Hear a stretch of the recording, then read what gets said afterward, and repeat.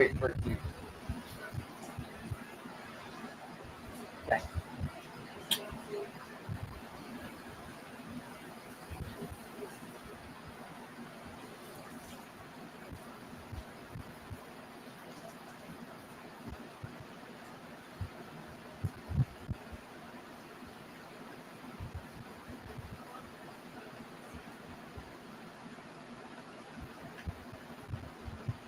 What are you seeing?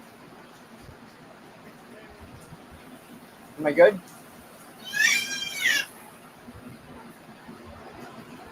Sorry. Honey. Yep. Love you, Molos. Hello, ladies and gentlemen, and welcome to Wake Up and Walk On. I'm sorry that I wasn't live last night. I was at a friend's helping them clean up some stuff, and they had a deadline for some stuff, so I helped them get it all done. So tonight, Nepper has found these videos that we're going to be watching. They are like crime videos, crime scene video things. Body cam, yeah. And it's obviously, like the title says, evil women. These are proof that demons walk among us. So, no, there's not.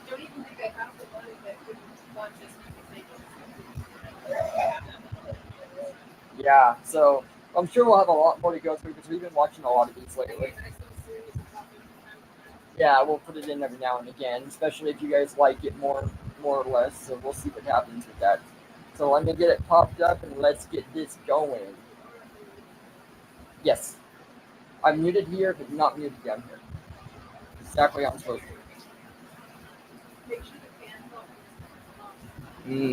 Thank you.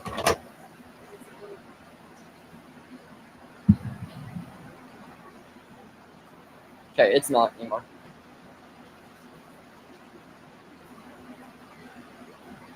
Share.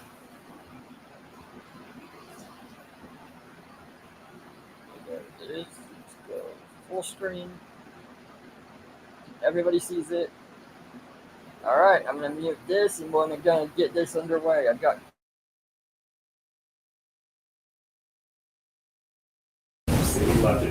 I don't know the exact time. This woman is in the midst of lying to police. Just hours ago, she brutally murdered her son Gannon, hid his body in the basement, and called 911 to report him missing. Officers at the scene have no idea what they walked into, and they will quickly find themselves entangled in this killer's twisted lies. Is there anybody down here? No. No. So then when I get downstairs, he had one of the guns. And I was terrified. He asked me to give him a suitcase. Is Gannon in a dumpster? No. You didn't hurt Gannon? Did you kill Gannon? No. But this was just the beginning of her lies. Why?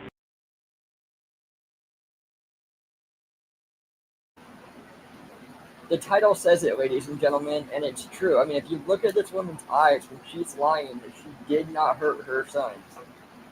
I mean, that's crazy.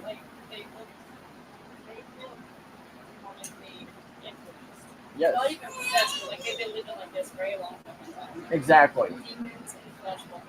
Yes.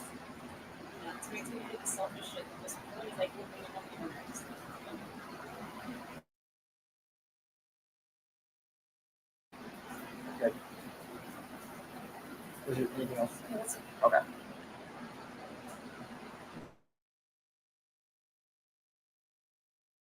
Would I hurt our child? I had everything in the world. I have no motive. So tell me where he is and let me help you. I don't know where he is. All I can tell you is I did not hurt him.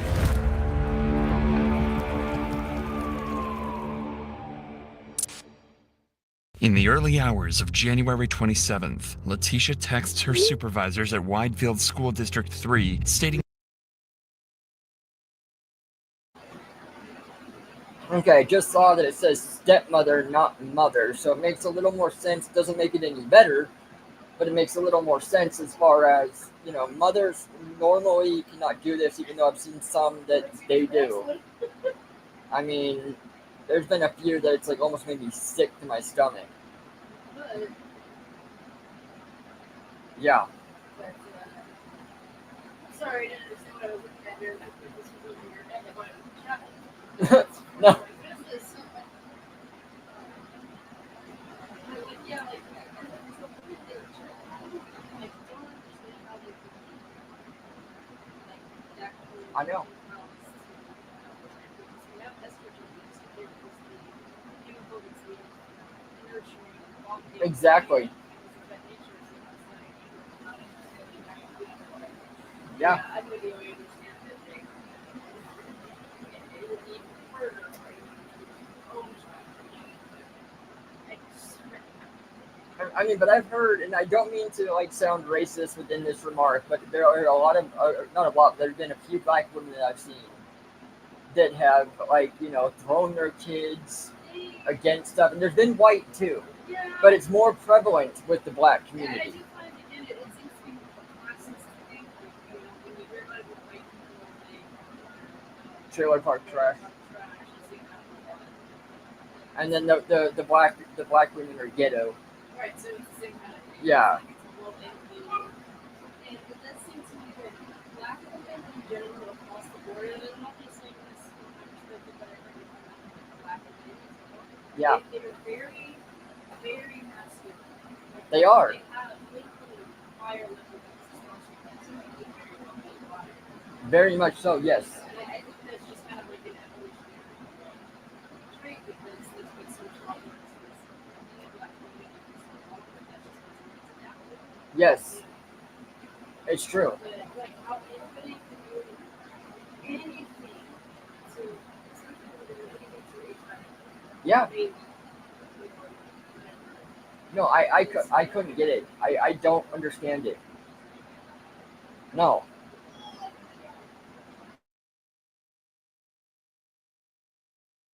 That she cannot come to work. Allegedly, her stepfather was killed in a hit and run, and she has to tend to his passing. Nearly 6 hours later, at 9:56 a.m., Letitia sends another text to her employers. This time, she states that Gannon is sick and she needs to stay home. However, just 20 minutes later, at 10:16 a.m., a neighbor's surveillance camera captures Letitia and Gannon entering their red Nissan Frontier and driving away. During this time, Letitia would visit a Petco on Nevada Avenue instead of visiting a doctor to treat her allegedly sick son. By 2 p.m., both Gannon and Letitia returned home, but something was off. Not only did Letitia purchase cleaning supplies moments after their return, but backed all the way into her driveway. According to family and friends, Letitia never backed up all the way into the driveway. But for now, only one credible conclusion can be made. The only person last in contact with Gannon was his own stepmother. And oddly enough, she would report him to be missing 5 hours later at 7 p.m. My son was supposed to be home at 6 o'clock, and it's almost 7. And we went to, all his friends' house. He said he was going to be at his friend's house, and they said he wasn't there, and the other one said he never came there. So I don't know any other people to call and ask. And I talked to my husband, so I told him I had to call you guys as fast as I could because I don't know anyone else here that he could be. He's only 11. With this call, officers rushed to Letitia's home in an attempt to gather as much information as possible, because every single second, Gannon's trail gets colder. Did he take his bike? No. Okay, because somebody saw a little kid on a bike. They posted it, but I didn't know if he brought it. Well, he didn't, unless he took it sooner and brought it back because Lena ends up getting the bike. What color is the for bike? dinner. Blue And he and never. black. They thought he he was at his black? friend's house. He was like, Yeah, there's They never one went to his picture friend's someone house. said he was on, Okay. and he was taking the switch. For someone who just realized their son is missing, Letitia is strangely calm. Not only that, she states with her initial alibi that Gannon was visiting her friend, which is clearly a lie as Gannon never left the home after his return. Undoubtedly, something is very wrong here. But for these officers, Letitia is nothing more than a concerned mother as they continue to search her home. Okay, because you weren't in here in the beginning, right? I thought I had.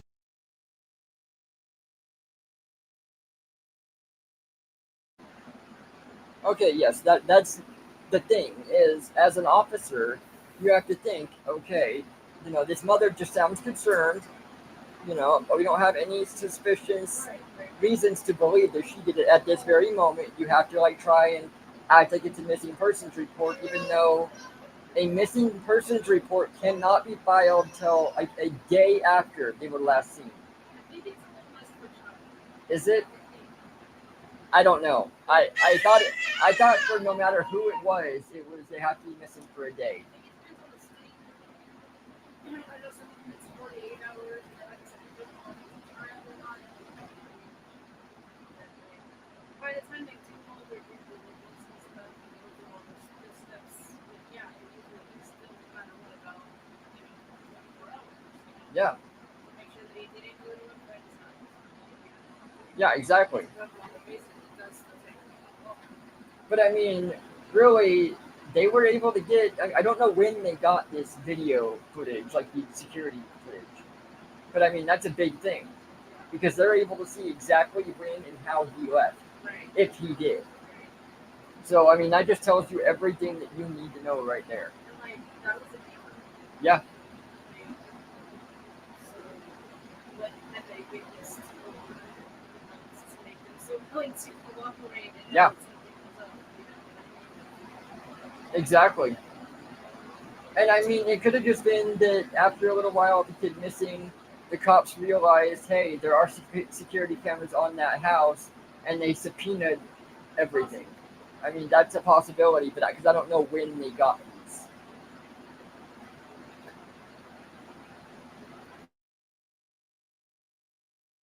I didn't know if I had that box cutter and all that stuff in there because I told him about he dropped the candle last night, Oh, okay. and I thought I must have picked it up. I was just making sure. I didn't want you to be like, oh, just a box cutters. But yeah, I had to cut this, and I told them I wasn't even going to tell Dad, and I was going to figure out a way to put this in there from the situation, but. At least you got a cart. Yeah, yeah. Right, I just took it and like covered up with the carpet and stuff like that, but. Does he have any friends around here? There is a, let me look on this thing. He did have this one, like, boat thing. That's where you're supposed to be at down the road. Have they checked that already? They went over there and talked to her. You know, that was a really suspicious activity and interaction that this woman had with the cop right there. It was about, I don't know, did you say the candle burned the floor? Yeah, And she had to cut it out, and they're like, oh, that's why there's a box cutter here. And like she's trying to cover up. and then she said, I don't know if she said it again, but she was going to say something like, well, he burned himself with the candle. I think she said that. Yeah, and it was But it's like, and she starts freaking out, saying, well, it was so much worse than it needed to be, and it's embarrassed, and it's why you lied about it. And it's like, wow. So did she get blood or something on that spot? On that spot of the carpet? Interesting.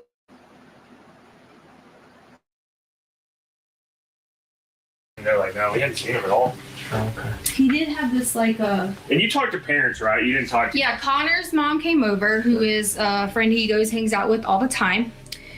So they come over. The people here, the friends, they were just the ones that were at the door with the bike. Okay. They came over. A bunch of people came over. Keep in mind that officers have not yet completed their house search. They have only gone through the home superficially. Yet, oddly, Letitia is trying her best to keep them restrained to two sections of the house. The living room, where there is a burnt piece of carpet, and Gannon's room. This strange behavior would only worsen as Letitia is committed to keeping the officers where they are. He forgets to, like, bring this or bring that or bring this or bring that. You know? Still good. Yeah. So no, So- no clothes are missing or nothing? No, we actually lay out all the clothes all the time. Like for, you know, like every day at school, we lay out clothes. We do whatever. Is his jacket gone?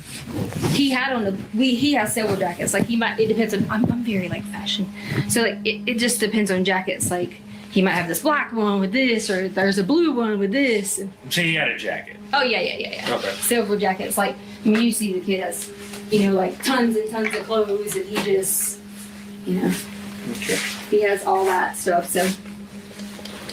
There was a weird text that Dad got about something about 90 bath pounds, salts. And hey, if you And then I if sent I you that can get some picture bath that- salts, do we have any bath salts? Yeah, And my friend will let me play Sonic or something at their house. He sent that to his dad. Yeah, I got it. and then Mom goes through everything, finds a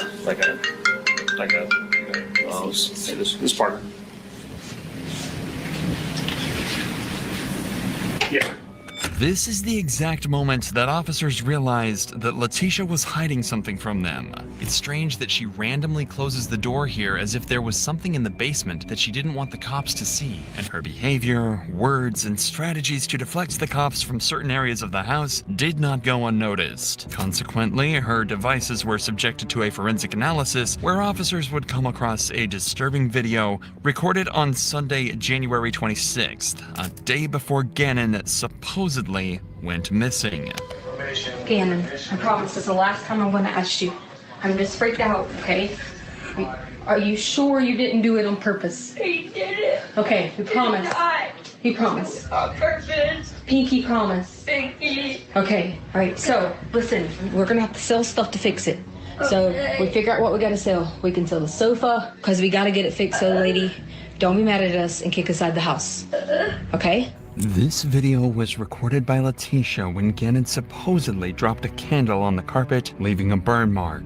What the video doesn't show is that Gannon sustained burn injuries on his arms from the candle, and rather than treating his burns, Letitia is heard scolding him instead. Additionally, during the phone analysis, officers discovered a phone call that Letitia had made to her husband, Albert Stouch, informing him of the situation. He told me it was just his arms. So I didn't see anything that would have thrown a flag that I had to be like, oh my God, emergency or anything like that. But if his arms was bubbling, that's not an emergency? Well, it had broke skin, like it was just underneath. In my mind, I'm like, let's evaluate the situation tomorrow and see or whatever. It wasn't burn mark, it was bubbly. I didn't see it as a bad thing.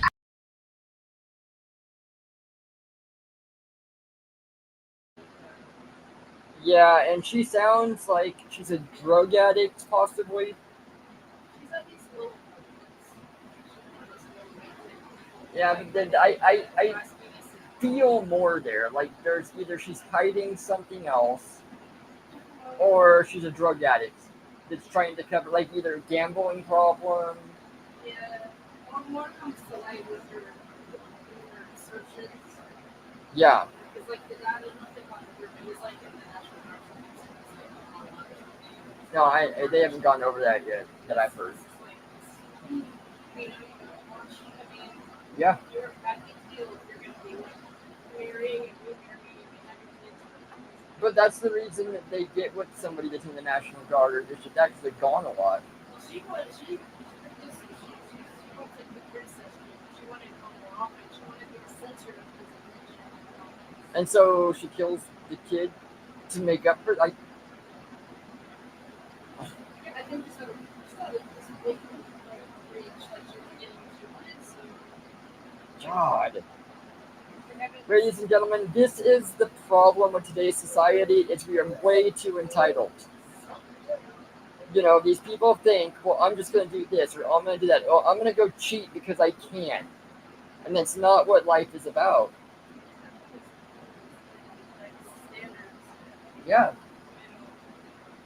that's why religion is important. Yeah, you need the guidelines. And I mean, So like, oh, I don't need a book to tell me how to be a good person. yeah. There was a article that I was telling you about the other day about a school here in Kern County that wanted to put the Ten Commandments like on a mural on the wall, and people were going nuts over it. Oh my God, you do not mix religion and how they call it, like church and state. But at the same time, the commandments are good guidelines to go by. I mean, everybody should follow them regardless. Exactly.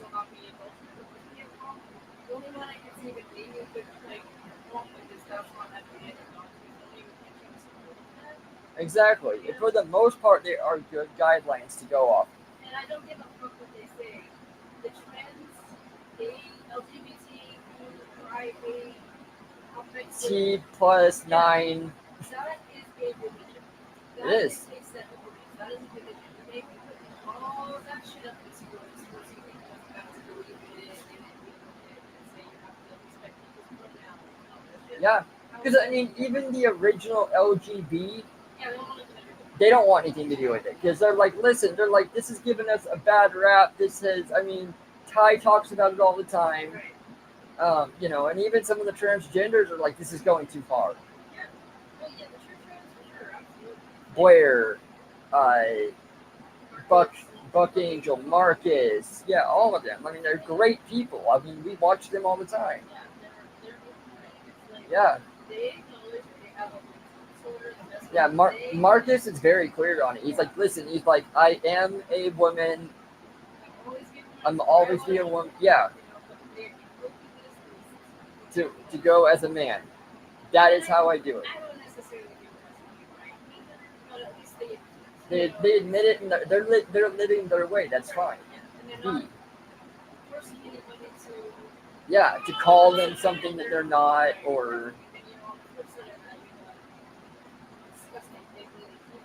I know.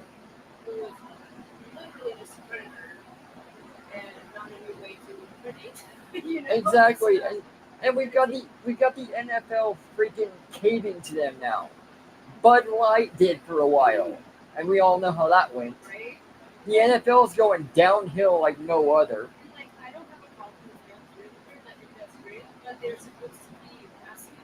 Yes. Exactly.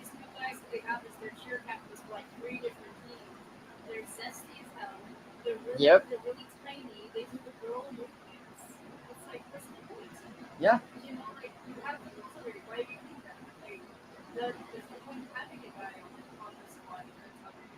Exactly.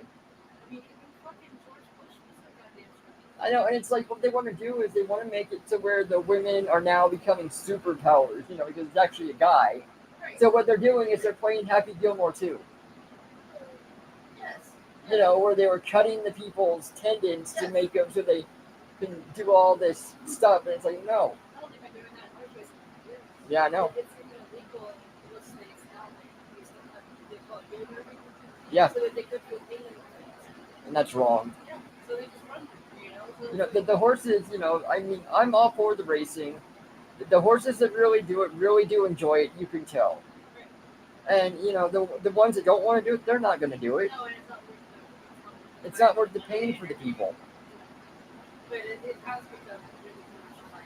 Yes. And they do a lot of corrupt things. I mean, you were within it, you know.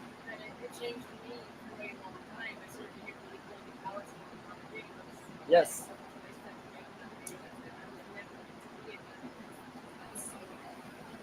Screwed up. Yeah.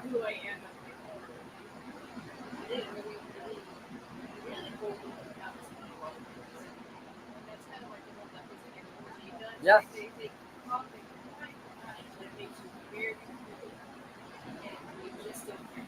Exactly. Yeah.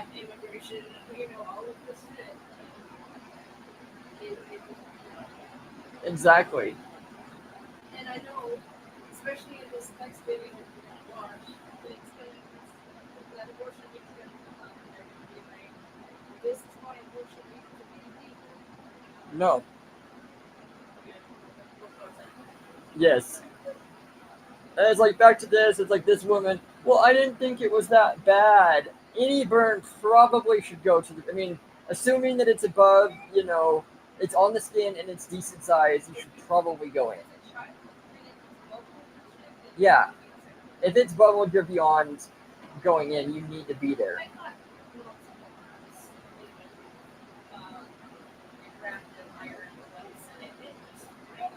Yeah. So she knew what to do.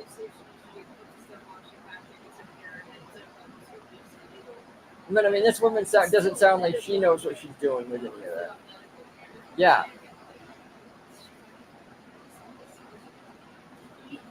I know.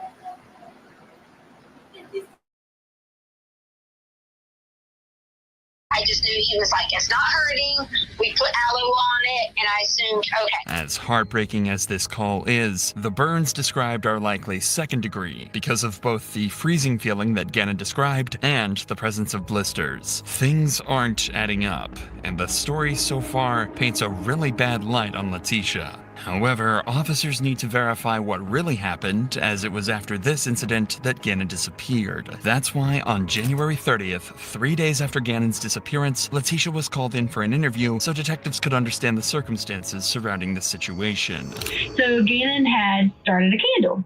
Again, normal. He's very responsible in terms of if you give him something and say do this, and like a list to prepare, he's fine. So we let him, do things like that. So I didn't see a problem with him, light a candle, whatever. And Lena asked me could she stay up and still watch the rest of her iPad or whatever. It was just her birthday, and I was trying to give her a little bit extra because we went all out for Gannon's birthday. Like, we took him to a Rockies game.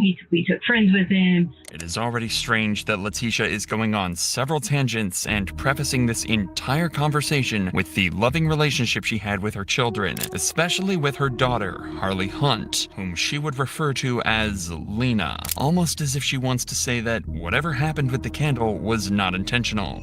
So it starts beeping. It's like a beep, beep, beep, beep. And I thought that someone was coming in the house. I didn't see anything going on. Then it started saying fire, fire, fire, fire. So there was smoke coming up through the basement. So then I ran back downstairs to get Gannon. And then the fire was on the floor over here, then on the sofa. So I'm pretending this is the sofa and this is our floor.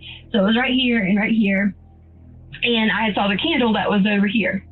So there was covers everywhere because the kids always get on them about, they leave a lot of covers laying around all the time. I take a whole bunch of them and I go and like basically smash down on the sofa and the fire to put it out.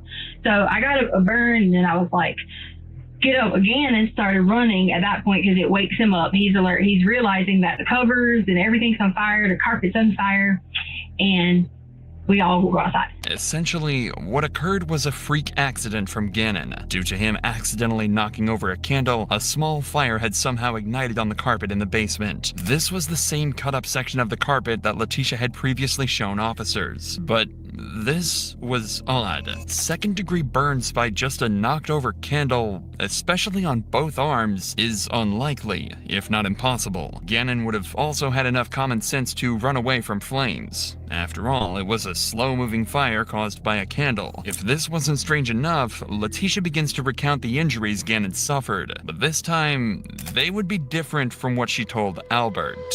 I was scared because my thought process was Albert is going to kill me. Because I made a mistake as a parent and forgot to really check him down. And he really got a little bit more burnt than he should have. So I was freaking out because it's like, he's going to kill me. And Gannon was like, it's okay. There was blood.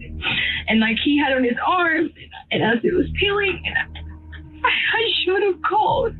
What did he have blood at? I should have called the hospital and just asked, I don't know enough about burns, but I should have called the hospital and just asked, I made a mistake. To quote, Letitia just said more than he should have, and secondly, implied that Gannon was somehow bleeding because of burns, an apparent contradiction to what she told Albert. More importantly, this was a massive slip-up by Letitia, and detectives suspect that this fire wasn't a simple mistake. However, there is no way to confirm this situation as of now, but there is one conclusion that officers can make. Letitia is lying. When a suspect is guilty, they often make major changes to alibis as opposed to someone who is innocent and has little variation in their story. In Letitia's case, she changes major details about. Okay, I do agree that this woman, obviously she was lying, obviously there's more to it and she's trying to change it, but an innocent person can make very big mistakes too if they get too nervous.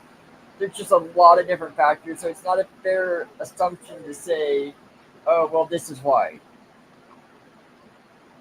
This woman, you can tell more. That, yeah, she's covering something bigger up. But for the most part, there have been times that people have, slipped up and said different things. She is. about the candle incident, especially her response, which was recorded on her phone, which sets off a series of red flags for the detectives as they now believe that she might go as far as changing her original alibi about Gannon's disappearance too, and begin to question her about it. If this assumption turns out to be true, there is a high likelihood that Letitia is withholding even more crucial information. He goes in through the garage.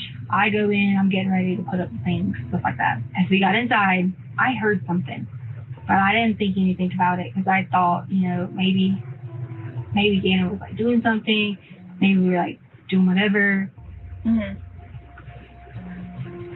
And the guy was in there, and I gave him the code.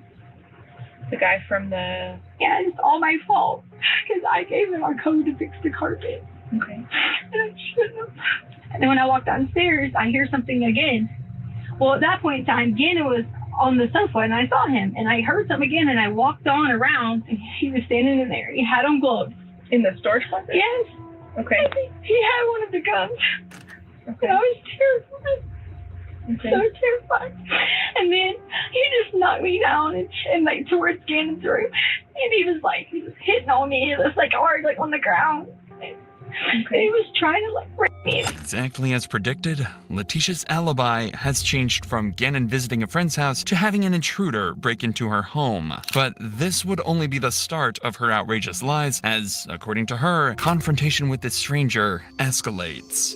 And I'm pleading and talking and all these things going on. Mm-hmm. Just back and forth with him. And why are you doing this? Why did you hurt us? Why are you doing these things? And then he was on top of me again. And then I kind of lied out again because he hit my head again.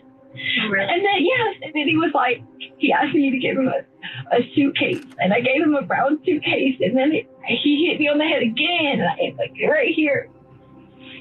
He just kept hitting me right there like that. Okay. And so then he did that. And then I wiped out again. I was having panic attacks. And then I don't know what happened from there. I really don't.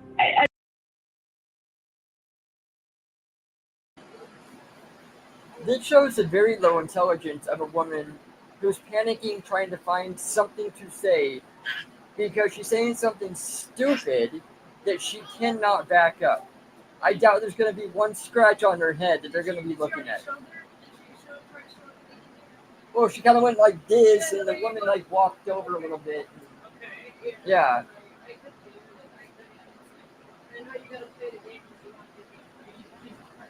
Yeah. Stupid. Yes. I don't know. I just know that I did lie. I did. When they came, I did say, Gannon left, whatever. You know that.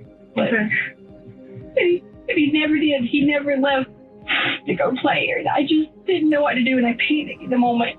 And I didn't want Albert to be trying to hurt us because we kind of get a lot of fights. Yeah.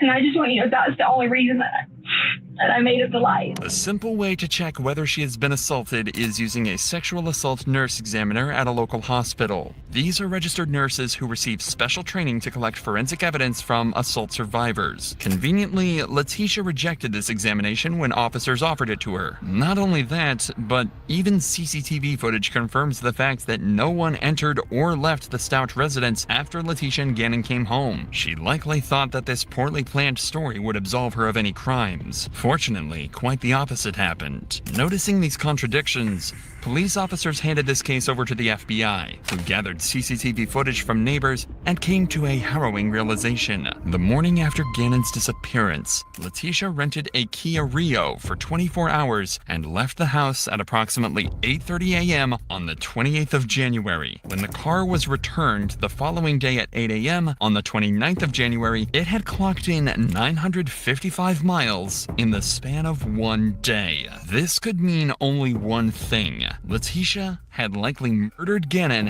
after their return at 2 p.m. and on the morning of January 28th, left to dump his body. While this much is easy to figure out, the exact details surrounding the murder are still not known. This is why 1 month after Gannon's disappearance, on March 2nd, federal investigators called Letitia in for yet another interview to piece together this confusing puzzle of Gannon's disappearance and possibly his murder.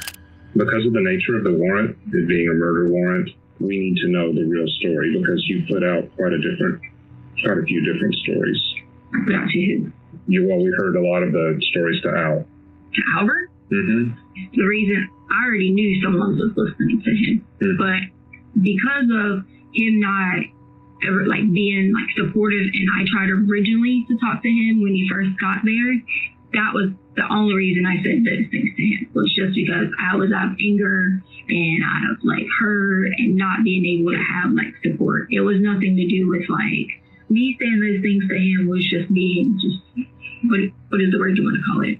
Selfish or vicious or whatever you want to call it. I did have originally initial different thoughts on certain things, and that was me trying to basically read him and try to figure the situations out. So I understand that you may have heard those or whatever you may have heard, and that's okay because that totally was not.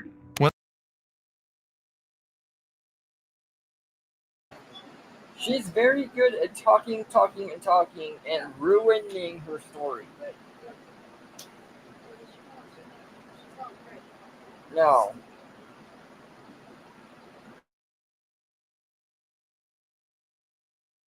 Letitia is referring to hearing are rumors about the friction between her and Albert. Since he was a National Guard, Albert was rarely home and Letitia felt he gave little attention to her. This had resulted in instability in their relationship, which Letitia initially denies as being small apprehensions she felt about him. However, when the officer confronts her about odd searches on her phone, she goes into a state of absolute panic. In here I even have what you entered in your phone. The stuff that you've entered and deleted, blood is spurting from an arterial bleed, direct pressure not controlling. What? I didn't look this up. It's from your phone. Blood is what? Spurting from an arterial bleed. No. Somebody did from your phone. I don't like my stepson. No. I don't like my stepson. Should I get a divorce? I'll stalk cheating. I'll stalk Instagram. I'll stalk cheating in Colorado Springs. How to get blood out of sheets. Out of sheets? Mm-hmm. I want immunity. Oh, the blood out of sheets was because we always had always nosebleeds. If I ever looked up blood out of sheets, it was nosebleeds. And I figured it might be something. I didn't ever look up anything about an artery or something unless it went from something else. It's on your phone. And I never looked up anything about my stepson unless someone else did. The searches that the investigator just named would only be a few of the 34 searches that Letitia made between the 25th and the 28th of January, which is the exact time frame that Gannon went missing. Conveniently, she would have an excuse for every single one of them. The reason I brought up gangs is you looked up, I want immunity because it was gang related. And this sounds like me. Find me a new husband. Find me a rich guy who wants to take care of his kids. The new husband is just because Albert already knew that was about the lady Debbie Sherrill who wanted to find a new husband after 35 or something. He picked me about Amazon. A lot of these can have nothing to do with this. It doesn't. I get it. I'm doing all the work for my stepkids and their mom doesn't help. Oh, that bothered me. Yeah. Yeah, I don't blame. Oh yes, because I wanted them to be mine. One day, some people will wish they treated you differently, which I get that. Parenting should be for people, not one. What a societal person might say. I mean, these make me very sad when I read them because I can see you're doing all the work at home by yourself. Which I wanted to be there. I wanted to totally have the kids as my children. That's the point you're not getting. I wanted those kids to be saying to me that I'm their mom. Yeah. I'm the person who does it, cares for them, loves them, everything.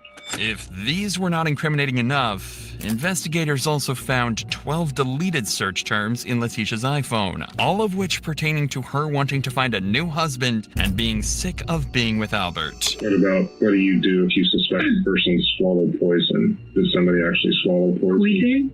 I don't know. I always click things and read them. No one Did swallowed somebody any. swallow it? No one swallowed any poison. Okay. You will never forgive me and treat me like a princess. You'll never know when it's too late.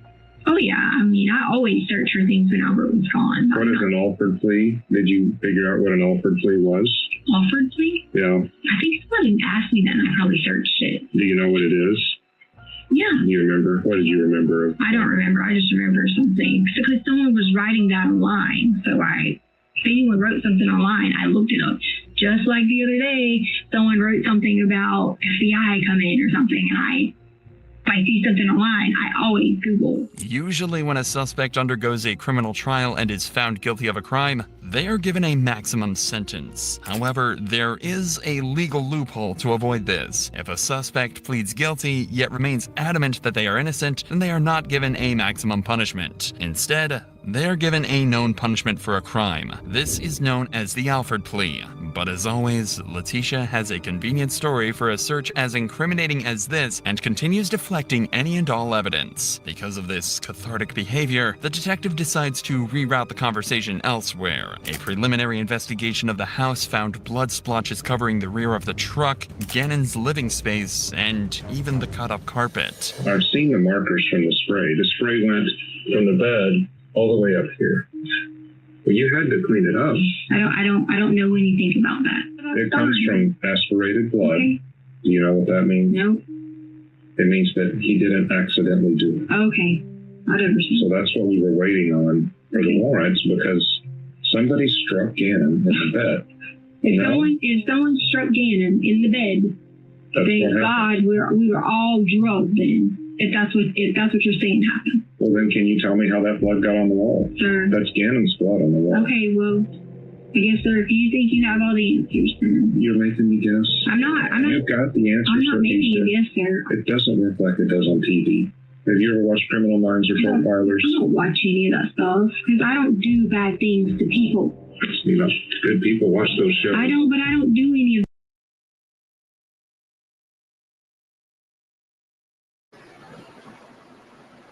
Oh my God, ladies and gentlemen, this woman, she is full of it. I mean, trying to cover your butt for killing a kid, an 11-year-old at that. That's horrendous. And it's like this woman, I wanted them to be my kid. So that tells you exactly why she did it. He would not call her mom. And she got mad and killed him.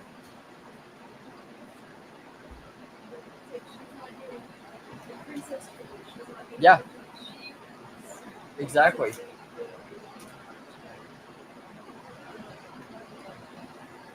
Ridiculous.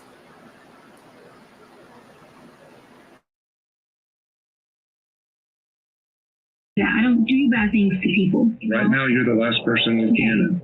I don't do bad things to people.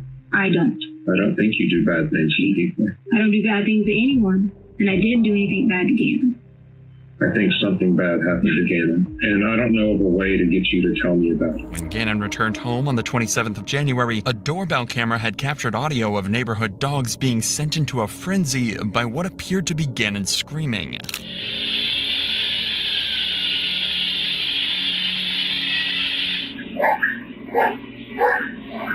By 5 p.m., 3 hours after these screams, Letitia had ordered her daughter, Harley Hunt, to buy cleaning supplies from a nearby Dollar Tree at 5 p.m.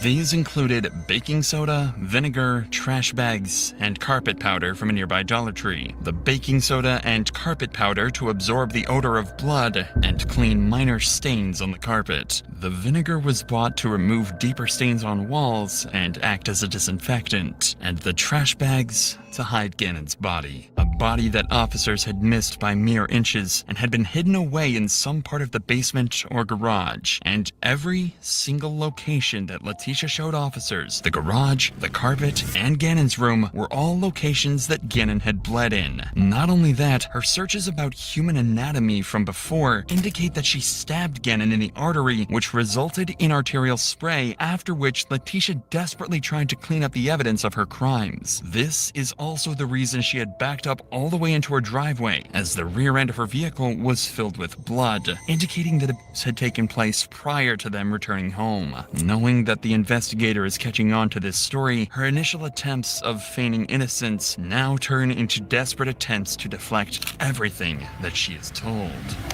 Why would I hurt our child? I had everything in the world. Why? I have no motive. None. Don't have the first motive. Everything I wanted in my life, I had it. Why? Doesn't make any sense. It doesn't make sense a lot of the time what happens inside of a house. And sir, I don't even know what you're talking about. All I can tell you is I did not hurt him. Notice that she uses the word motive, which is often terminology that is used by law enforcement when charging a criminal, corroborating the fact that she had done her due diligence about the law in case she got caught, just like her searches about the Alford plea. Regardless, the investigator knows that there is a limit to how much she can refuse cold hard facts, and begins to pressure her even further by promising her that he is more concerned about Gannon's safety rather than her crimes. I do want to help, and whether you did this or not, it doesn't matter to me. With all the evidence that they have, the reason why it took so long is the district attorney wanted to wait and wait and wait till they made sure they could win in the courtroom. Okay. And I've done no body homicides before. They have more on this case than we do on most of them. Okay, sir. But if you have what you need, why do you keep asking me? Because our goal is to find Gannon. Our goal is not to prosecute you. That is the district attorney's job. We're investigators. And like you've just seen, I do a poor job about half the time because I have to guess. Because as much as we tried to track you with your cars and your phones and whatever else, there are gaps. We do have, like I told you, the blood in the house.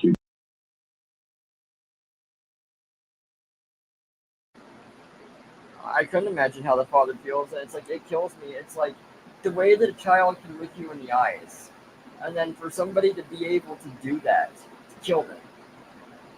I mean, I don't know if it's really known how she killed him, but obviously there was an artery involved because she looked it up on the phone. Yeah.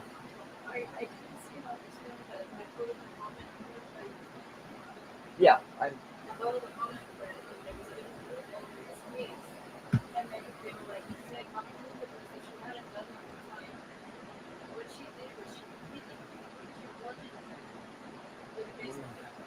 God.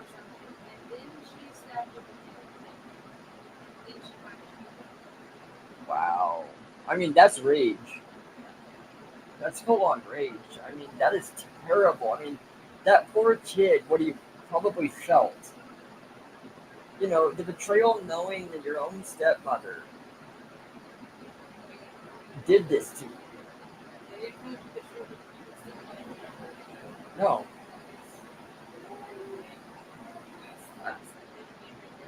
I mean, I had a stepmother, and I mean, she was, you know, she still took care of me like no other. I mean, she was more of a mother than my own mother was. With what happened within our lives. So, that tells you a lot. No. And, I mean, that's crazy. Did they find the body?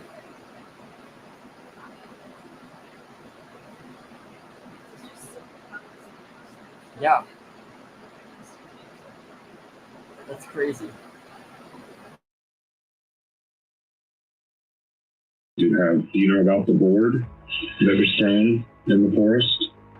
Letitia? What? I'm sorry, sir. What? The board that has Gannon's blood on it that was thrown in the forest. Okay. So all right, so what? You got your DNA on it. Presented with such overwhelming evidence, a suspect would usually crack under the pressure and allow themselves to be arrested. In Letitia's case, however, not only does she keep refuting everything the detective has to say, but even goes as far as accidentally giving him even more incriminating information. The blood that you or your team allowed people to be in the house. That has no bearing on this. Okay, well, if it doesn't, then okay. It doesn't. Okay, so You ready to tell me your bloodstain something? maybe check one of them, because I bet you they can tell me the last time they saw Gannon, even though it was months before. I bet Al can tell you the last time he saw Gannon, even though he didn't know that was going to be the last time. I guarantee you he's got an image of Gannon. And you were the last one looking at Letitia. Okay. Now, Letitia has just agreed that she was the last person who saw Gannon. Not only this, but throughout this interview, she has also admitted to Gannon's injuries, blood locations, and motives. With all of this information that Letitia herself provided, this was less of an interrogation and more of a confession of murder.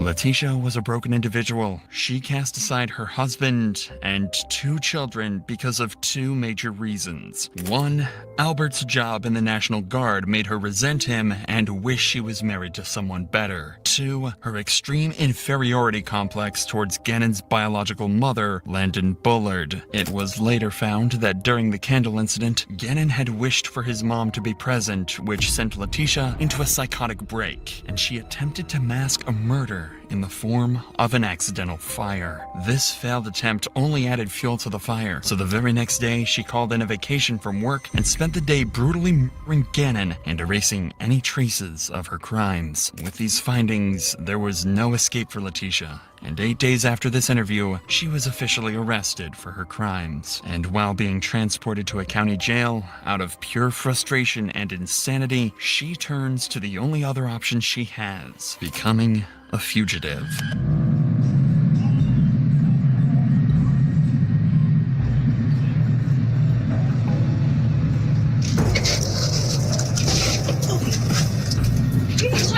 She keeps threatening me. Stop. Well, she keeps threatening. Stop. Stop it. Well, she keeps on threatening me. I have stopped it. She keeps on. She got out of the restraints. She keeps on. Threaten me. Put your arm down. I will for you. She keeps Put threatening. your arm down. Put your arm Put down. your arm well, she down. keeps threatening me the whole time. Tisha? I will with you. I said I would with you. Give me your arm now. Well, I said I would with you. I said I would with you. I said I would with you. I'm just asking to breathe. That's it. Just to breathe. That's all I want to do is breathe. You're hurting my arm. My phone is jacking. You're hurting my arm. You're hurting my arm. Lisa, I just want my arm. It's hurting my arm. Just let my arm off. It is. I love how she has the balls to be like, well, you're hurting me, you're hurting me. What about that child that you killed? What about that poor 11-year-old boy? You know? I mean, what, did he look you in the eyes too right before you killed him? It's terrible.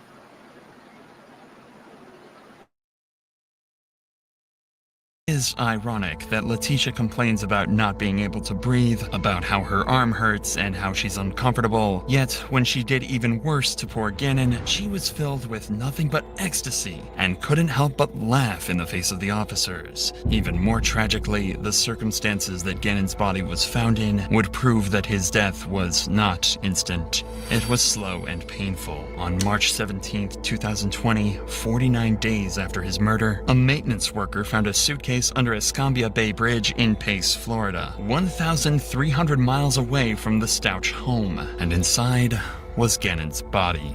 Autopsies done on the body showed high levels of acetaminophen and hydrocodone. While these are generally pain medications, hydrocodone was never prescribed to Gannon. It was prescribed to his father, Albert Stouch, who kept the prescription hidden in his nightstand, the location of which only Letitia was aware of. This means he was forcibly drugged to reduce the pain of his injuries, possibly in an attempt to fuel Letitia's sick fantasies. However, this was not the end of it. A gunshot wound in his jaw meant that after Letitia had her fun, she ended his life almost immediately. For nearly 2 months, Letitia was well aware of all these crimes. When she was finally put to trial, phone calls would be shown in court with Letitia begging Albert to stop cooperating with investigators so she could get immunity. I need to know something about my son. I need to know something about Gannon. Do you know if he's safe? Do you know, is he safe? Where is he at? Do you have anything? And if I killed Gannon, really? What about this? I'm trying to think of any way to cue the police to offer you immunity if they can. Okay. Because they'll try to incriminate me for this. I need immunity. I think they'd give it to you because this is big that he was there and they missed it. Because then they're going to want to cover their shit for not finding him. Regardless of these desperate attempts, Albert continued to cooperate with authorities to convict Letitia of her crimes. 3 years later, on May 8th, 2023, Letitia's trial concluded, a life sentence in prison without parole plus 156 years, the maximum possible sentence under Colorado law. We got a newborn baby. It's been discarded. Looks like it's dead. You knew.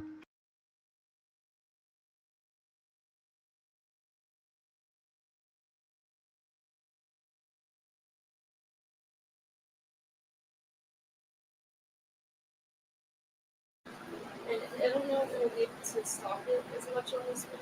Okay.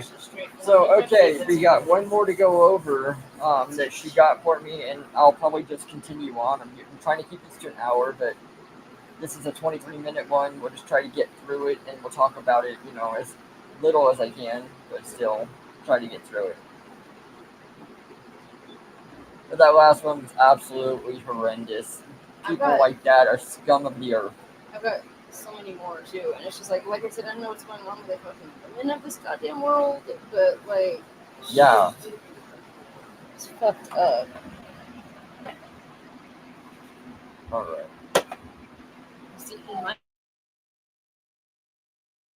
That you were pregnant, right or wrong? For sure, for a complete fact, no. I did not know completely, absolutely, positively. You realize that we have your computer. That's not my computer. So I didn't really have much concern for the baby. I was more concerned about my well-being and taking care of myself. Then they turned over pictures, and I really hope they're not trying to show pictures in the courtroom. And here I go. When a horrifying discovery is found in a trash bag outside a sorority house at Muskingum University, suspicion falls on a young college student. As investigators dive into the truth behind the gruesome find, unsettling evidence begins to emerge, leaving them to question, is the suspect telling the whole truth, or is there more to the story than she's leading them to believe? Because he told me it's going to come down to who do they believe, me or the coroner? Details of the chilling incident that took place on Wednesday, April 22, 2015 in New Concord, Ohio, begin to emerge in a conversation recorded between the student Emily and her mother, Sandra. Did anyone knock at the door? Yeah, somebody tried to get in the bathroom and knock at the door, but there was no sound whatsoever. The door was locked. They could not get in. Nobody answered. Why do I not know any of this? Because you would have to help. It began when Emily's sorority sisters found a tightly knotted trash bag resting against the side of the house.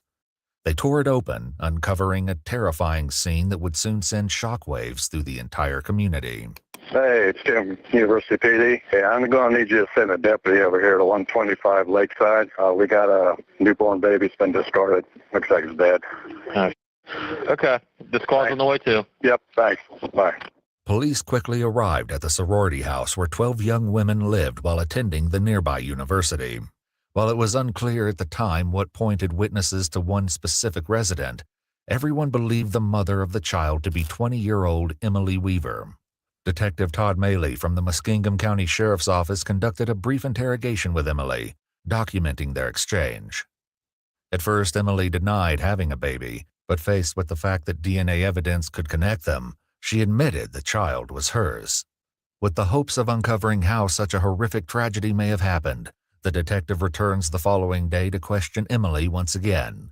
However, little could prepare the detective for the shocking truths he'll soon learn as their conversation unfolds.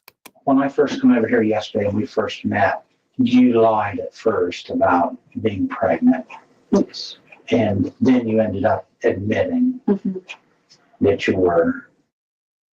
What happened yesterday morning? For sure from me having a baby. Of course you were pregnant. Did anybody know about that? Tell me about that. No one knew about that. Now, you told me that there was rumors. Yeah, because but I didn't take a test or anything.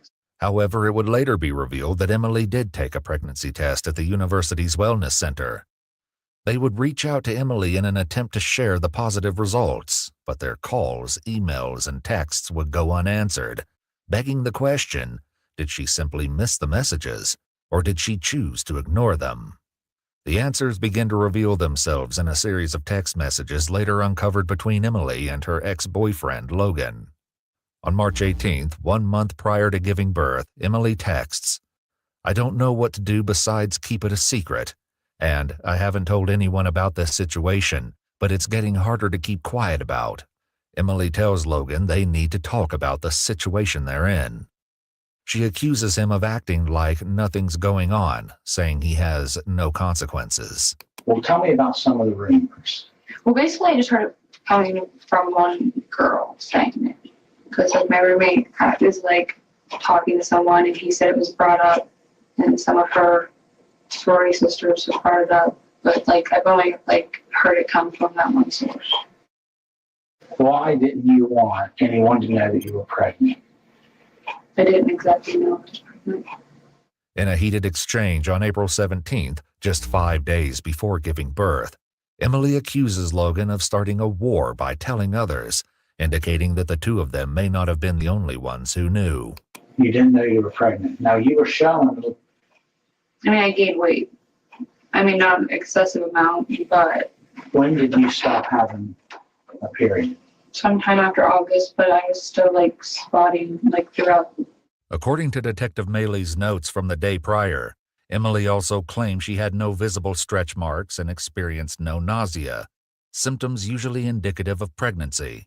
But based on a pin about a baby's nursery setup she saved on her social media account and the text she sent to Logan, it's clear she was aware of her situation.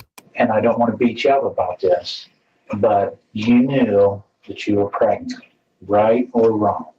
For sure, for a complete fact. No, I did not know completely, absolutely, positively. Emily tells Logan, "I just don't know how to deal with this situation," to which he suggests she go to a clinic. Her response, "I'm 7 months," goes against her claims that she had no idea she was pregnant. As the detective confronts her about this knowledge, she continues to give vague answers. You suspected you were pregnant. I mean, it crossed my mind, but I didn't. Okay, and that's what you said last night. You said it crossed your mind, and I said, how did it cross your mind? And you said what? Do you remember? You told me because you gained weight. A little bit, but nothing significant. I don't believe that you went into the bathroom and had this baby and it was a complete surprise. That's not true, is it? What? That when you went to the bathroom and had this baby, it's like, oh my gosh, I didn't know I was pregnant. I mean, that's unrealistic. Yeah, I mean, I didn't expect I was going to have a kid right there. However, alarming clues, including Emily's search history, hint that she may not have been as blind to her situation as she wants the detective to believe. Although none of this still explains what really happened to the baby. Have you looked up things on your computer, on the internet, in reference to concealing a pregnancy? What's concealing? To hide that you are pregnant? No. Have you looked up things on the internet in reference to? I don't know how you term pregnancy. To terminate a pregnancy. I mean, yeah, I looked things up. But on how to terminate a pregnancy. Or, yeah, if it came down. Like. Okay. And most of it was like abortion. It's mostly all I looked at. However, Emily may have more than considered the idea, as is revealed in a text exchange on April 17th, just 5 days before giving birth. Logan sends a text to Emily which reads, "You should have gotten it taken care of when I told you to." In Emily's bedroom, investigators uncovered a startling new clue, but getting a straight answer as to her intentions would be no easy task. The pills that were found in your room, what were they called? This like black, starting to see is it black cohosh? Yeah. Are those pills to induce an early labor or to terminate a pregnancy? I mean, I think there's like options, but I haven't taken them yet. Okay, so those pills do that. Yes. Regardless of whether she knew all along or was truly unaware, her decision to hide the truth once labor began raises disturbing questions. What was going on before the birth? I just felt like an uncomfortable pain. Is that like what you want? Like, Is that what you had, was an uncomfortable pain? yeah, it wasn't anything like severe. It wasn't like I didn't think anything of it. And then Where was it at? where was that? Yeah. My bedroom, like in my bed. Just No, I mean, where was the pain at on you? oh, just like stomach area, like nothing like it wasn't low or anything. It was just like my stomach. And then I like thought I had the stomach bug because then I went to the bathroom and I kept like I pooped a lot. And like the stomach flu's been going around, and like one of my housemates had it, so I was like, well, maybe that's just what it is. And so, like, I was just pooped, and then I just laid back down. I didn't think anything of it. Kind of like dozed in and out throughout the night. And there's like, I mean, later on, there's like a more like sharp, heavier pain that was lower down.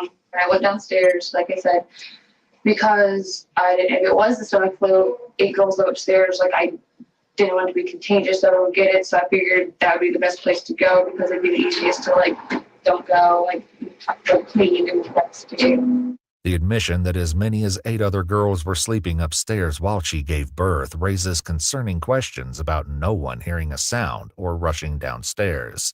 However, this still didn't scratch the surface, as a morbid question will soon cloud the entire case. So then what happened? And then I just sat there, and then all of a sudden, like, I just felt like a rip and like heavy pressure, and then the baby came out. And where are you at in the little bathroom? Like sitting on the toilet. Okay. So you feel this pressure, and you said the baby comes out.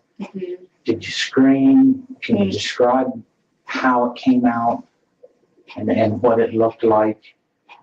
I mean, I didn't scream. Like, I was like quiet about it because I didn't like want anyone to like wake up or be concerned. So like, it wasn't like god awfully painful. Like, you know, like people hear, like it wasn't, I mean, it hurt a little bit, but it wasn't like that bad. So I didn't really scream. Like I might have like been breathing a little heavier, but that's about it.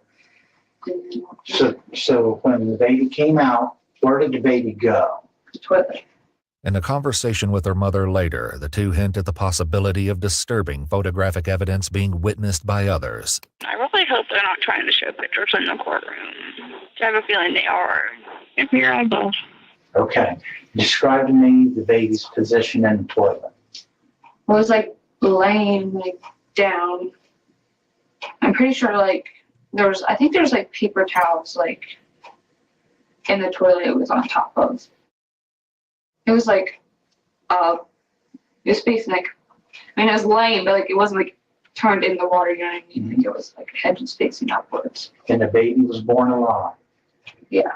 On April 22nd at 7:12 p.m., just before the police arrived, Emily sent the following horrifying text to Logan. "No more baby, taken care of." As Logan demands to know what happened, texting, "I want to know how you killed my child," she states, "I went into labor last night for 6 hours. It was a girl with your dark hair," adding she didn't make it due to placenta complications. However, a later shocking admission by Emily may suggest the truth is not so simple and worse than the detective could have imagined. As Emily continues her harrowing account, she tells the detective the baby was making slight movements but was not crying.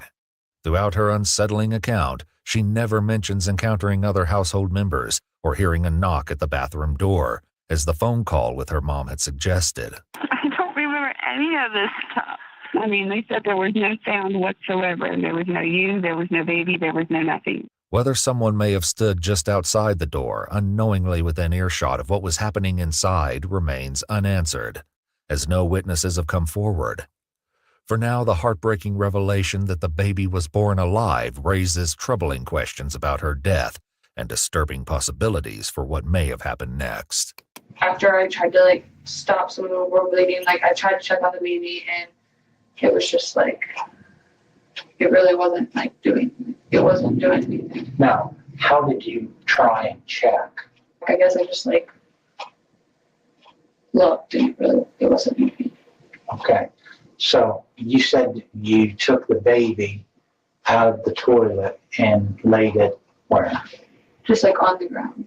Although Emily's story may be true, it seems the detective is reluctant to believe her and might be suspecting that she's withholding a darker truth. And we talked about this last night, and I explained to you that the pathologist is going to be able to tell Yeah. If it was choked or something. the cause of death on the child. Mm-hmm. And did you do anything physically to? No, I didn't do anything physically. Obviously, I didn't do much at all. I was more concerned about me than I was. Detective Maley's notes reveal that Emily expressed concern, stating, "I don't want this to seem like I intentionally killed the kid." When asked if she choked the baby, she answered, "There's no way I could even comprehend something like that." Though Emily stands by her story, an autopsy report will later shed light on this tragic mystery. For now, the detective shifts the conversation to what Emily did next after giving birth. She briefly explains that she laid in bed, sleeping off and on through minor stomach pains, until about 4 p.m. in the afternoon. So then my roommate was like, well, what do you want to do for dinner? And who was that? Paige. Okay. And I was like, I don't really know. So then we just decided to go to McDonald's, at the airport McDonald's. So how did you get there? I drove. Mm-hmm. She go with you? Yeah, like felt fine. Went to our room, sat there, ate it. Then I showered. Everything felt fine. I felt fine. So after I showered, I got on the computer. I started typing. I had a presentation due today, so I started like doing it, and I didn't look anything up about the situation on the computer, so you can look that up, but I didn't look anything up on the computer or anything. I just did my presentation, and then that's when fire department showed up and came upstairs and asked if I was okay, if I felt fine. I said yes, and then that's when everyone, like the police department, whoever, came up. What Emily did with the child following the birth will soon come to light in her own harrowing admission. I want you to think about this. You know that there's going to be an autopsy on her. Mm-hmm. And I know we've went over this, and I've got your answers to those questions. If any of that's not true, what you told me, I need to hear that from you, because it's going to look much better on you if we hear it from you rather than hear it from the doctor. Yeah. I mean, if I was going to intentionally kill a kid, I feel like, I would have like not put its head up and just let it drown. You know what I mean? It wasn't like I intentionally inflicted harm on the kid. You did. Mm-hmm. Did you try and keep her alive? I didn't do anything to keep her alive. No. So they told me it's going to come down to who do they believe, me or the coroner? As police arrive on campus and begin to question Emily, Logan sends a panicked message, reading, "What did you do?" When asked what happened immediately following the birth, Emily begins recounting her actions. After giving birth, she describes going to the kitchen and returning with a knife, which she used to cut the umbilical cord. Emily vividly recounts the baby's final movements before claiming they stopped altogether. Afterward, she admits she disposed of the baby's body and other evidence in a black trash bag. Emily then lay down on the couch for around 15 minutes, leaving the trash bag on the bathroom floor. Then after that, like once I felt like I could like walk, I like went out and I took it outside I set it just right by the house. Like, it was trash day. Like, I could have took it to, like, the trash bins, like, the trash hadn't gone out or anything, but I just sat it there. And I came back in, and I was still losing blood, so I just, like, laid, like, on the couch. Okay. Let me ask you this. Why did you just set her right outside the door and not somewhere else? I just didn't know. I didn't want to, like, travel. Like, I didn't want to throw her, like, in the trash bin for, like, the garbage people to, like, just throw in the trash can. So at one point I thought about burying her, but I didn't want to, like, take her, like, away, and then because I wasn't in, like, I felt like the safest, like, position yet. Because I was laying down and I was still losing blood, so I was just like, well, maybe I need to go if something doesn't stop soon. But then it slowly, like, started settling down. Now, why didn't you call 911? I mean, I probably should have, but I just didn't Okay. feel like there was anything left to do. I just thought the baby was gone. Though we may never know what Emily had been thinking, rising tensions between Emily and Logan shed a horrifying light on the situation that foreshadowed the tragic events that would soon follow. While accusing Emily of drinking throughout her pregnancy, he tells her she might as well just kill it. Despite Emily's grim admissions and the incriminating texts, investigators still have no clear proof of exactly what happened to the baby. However, the coroner's report will soon reveal harrowing details about the child's tragic death. For now, it appears as though the detective is searching for any sign of remorse from Emily as he asks her one final question. Can you sum this up with how you feel about this? I wish I could be, like, rewound the situation, I guess. Can you speak up just a little bit? I just wish it was like you could go back and I could have, like, called 911, but I didn't. So With enough evidence to charge Emily with a crime, she's taken to jail with a bond set for $1 million. While behind bars, conversations with her mom, Sandra, continue as Emily faces a critical decision to prove her innocence. I have to go to court at 2:30. Oh, today? I either have to take 15 years or go to trial. The prosecutor just came at me and was like, well, we're going to drop if you plead out to this, we're going to drop your two tampering with evidence charges because you've been good while you've been in jail. But he said it comes down to you knowing this whole time about it, having conversations about it, and it just looks bad on you. So go to trial. You think this is a good decision? I think it's your best option. All right. All I can tell you to do is pray about it. Okay. Resolved to take the case to trial, Sandra reveals their attorney's strategy to present Emily with a positive image in front of the jury. He was telling me that, or explaining, I need to get you about 4 outfits together, and I need you to look young, but not like a nun. Conservative, young-looking, but not like a nun. He didn't say anything about makeup or anything. I know. I feel like I can't have it.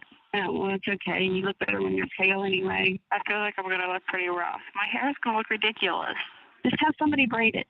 In a tearful moment, Emily reflects after a discussion with her attorney, describing her feelings toward the crime in the face of the upcoming verdict. He was like, how would you find yourself? And then he's like, whoa, can you say how you're going to find yourself in this? Of course I'm going to find myself guilty. I feel. That's what I've always felt. On July 29, 2015, after declining the 15-year plea deal, 20-year-old Emily Weaver pleaded not guilty by reason of insanity. Though her motive remains unclear, the defense argued she may have been suffering from a dissociative episode due to having an unperceived pregnancy. In a statement by Emily, she explained, "I didn't identify it as a human being," adding, "I wasn't associating it as a baby. It was an it." At the trial, the devastating truth of what happened to the child was finally revealed. According to the autopsy, the coroner concluded the baby died of asphyxiation. On May 13, 2016, a jury found her guilty of aggravated murder, abuse of a corpse, and 2 counts of tampering with evidence. Emily Weaver was sentenced to life without the possibility of parole. However, in December 2022, the case was reopened after an appeal argued that her life sentence did not accurately reflect the nature of the crime and that her punishment was not consistent with similar cases. In November 2023, Emily was resentenced to life with the possibility of parole after 20 years. She's currently incarcerated at the Dayton Correctional Institution in Ohio, where she will be eligible for parole in 2035.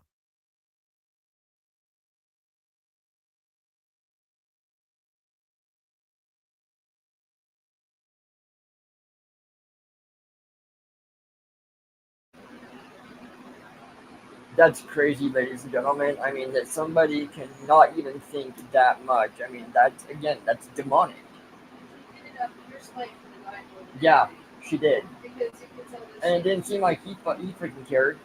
I mean, he did. He said the words toward the end, like, "Could you mention my child?" And that kind of thing. I think he gave a crap.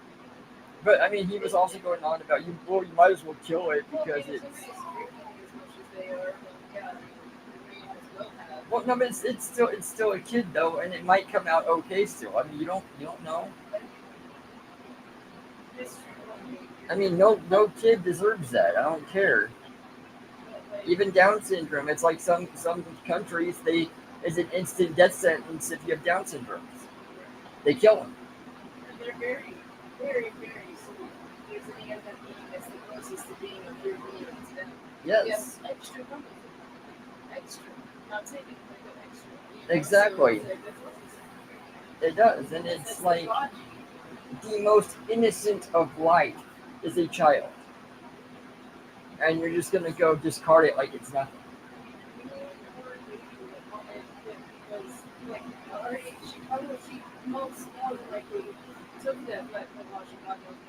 Yeah, I'm sure she did.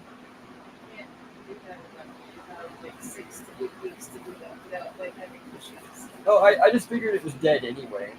I really didn't see it moving, and it was probably screaming and everything else. Yeah. And it wanted mom. Yeah. I mean, that's just like the abortion clinics that I sort of. They should be. I see why they've been involved in that. I do. Yes. I never understood that until a couple of years. I absolutely see why they're involved in that. And it's like, I'm sorry, but these women are all the same. These left-facing idiots, and it's like, well, it's my body, so I can go ahead and go get an abortion all I want. And it's like, no, because you're. So it's like this woman, she gave birth, but she killed the baby, and she gets life, but possibility of parole in 20 years. So then every person that goes into the abortion clinic, that's what they should get. I was going to say, what's the difference? They say the difference is if it's wanted or not, but she didn't want it, so what's the difference? And it doesn't matter if it's wanted or not. Every life. I mean, listen to. That's Yeah. the argument. It's like, well, Yeah. maybe if you want it, otherwise it's just a kill yourself. No. Issue. And it's like, there's really no distinction. Yeah, there isn't. As Charlie Kirk says, you've got a ultrasound of somebody born in rape, and then you have an ultrasound of somebody that's born to a loving family. Tell me the difference. They're the same.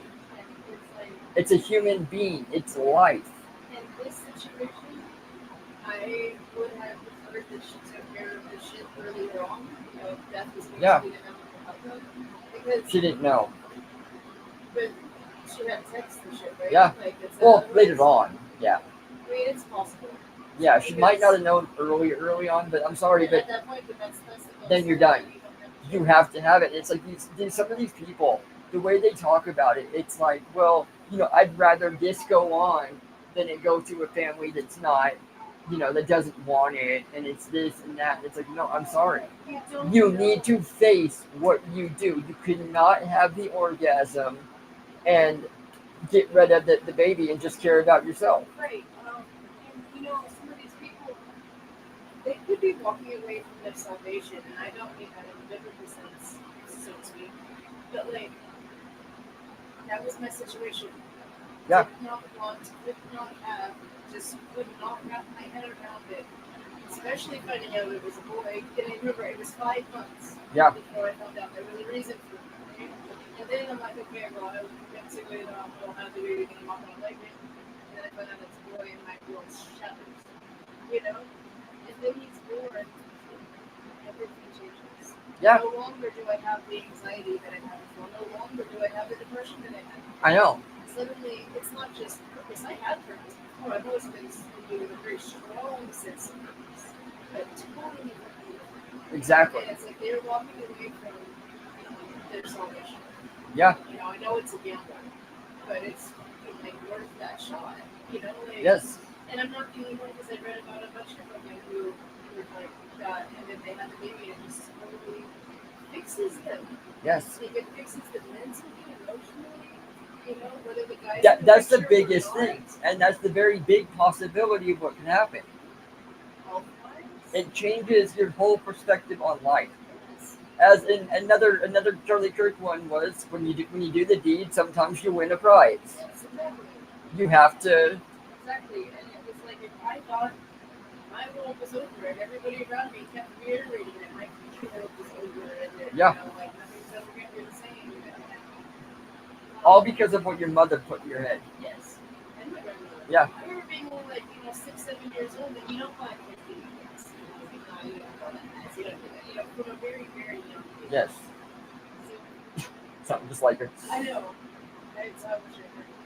But like, you just don't know. You don't know, like, there's a reason the show's happening. But they're faithless. You know, they don't have faith in any way. Yeah. Like, I still struggle with like the emotional connection, so to speak, because I've been really hardened by my family. Yeah. You know, so I knew I was going to be a good mother, but it was just out of a sense of duty. Yeah. It changed everything, you know, and yes. As the years went on, it changed more and more. And it's still sitting in my ass. It's still changing my perspective. Yeah. I had no idea about the challenges that men were going through, like in a dating market or with women in general, and the male epidemic of suicide. I didn't know any of that stuff. Yeah. And so I had to experience it through him as well. You know? Exactly. Like, so he's still changing myself. Yeah. And these people just don't want to live in the and it's like, No. okay, so what's the worst that can happen? It's just not for you. You don't have the connection. I guess you have to be adoption. You know? But see, adoption doesn't even go through these people's heads because they try to use something of, well, no, and you know how many there are, and you know it's like we're in an overpopulation when we're not. We're the complete opposite right now. Overconsumption, but not overpopulation. Yeah. And then do they really think that by having less children is going to stop the elites from doing the overconsuming? Yeah. Because they're the ones that are doing the overconsuming. Exactly. You know? And like, I see these influencers that are so out of touch with shit, you know? I know. And like, There was another one I saw that just got killed by a cop. It was a food influencer. And TMZ even reported about it. And from what I've seen, I forgot his name, but from what I saw, it was something to do with he had like psychotic breaks every now and again, and the cops told him, he got all weird and he was coming towards the cop, and the cop told him several times, drop to the ground, stop, do not approach, and I guess the guy just snapped and said, I'm going to kill you, and ran at the cop. yeah, they're mentally ill. They are, They're yeah. completely out of touch with reality. Well, I mean, that's what electronics do to people over time. And people have drawn more to them. Right. And like to be an influencer, that's a whole genre of content creator. It is, yes. Like I always tell people, like I want you to influence people. But I damn if you do an influencer because that's a title that means it's just trash. Exactly, and that's the biggest thing is They're out there peddling lies on all fronts. Yeah.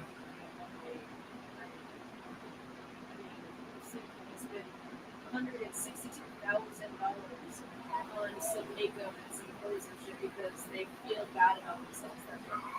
Or exactly, and it's all these the Sephora kids.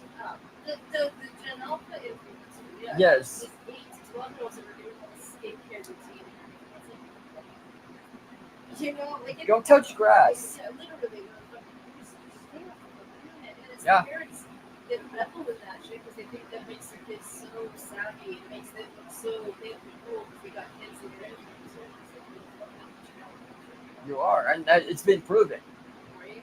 And it's all these things that people are being oversaturated with, and that's why they're all choosing not to have children. Yeah. Because the world without kids does look like a goddamn money. It really does, yes. But it's not reality.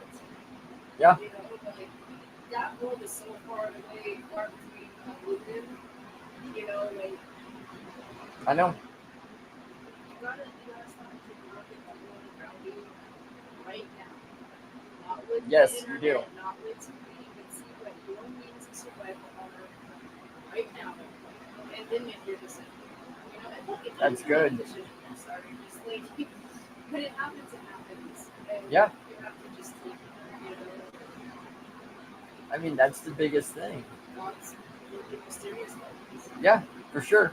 And like I said, I was that person.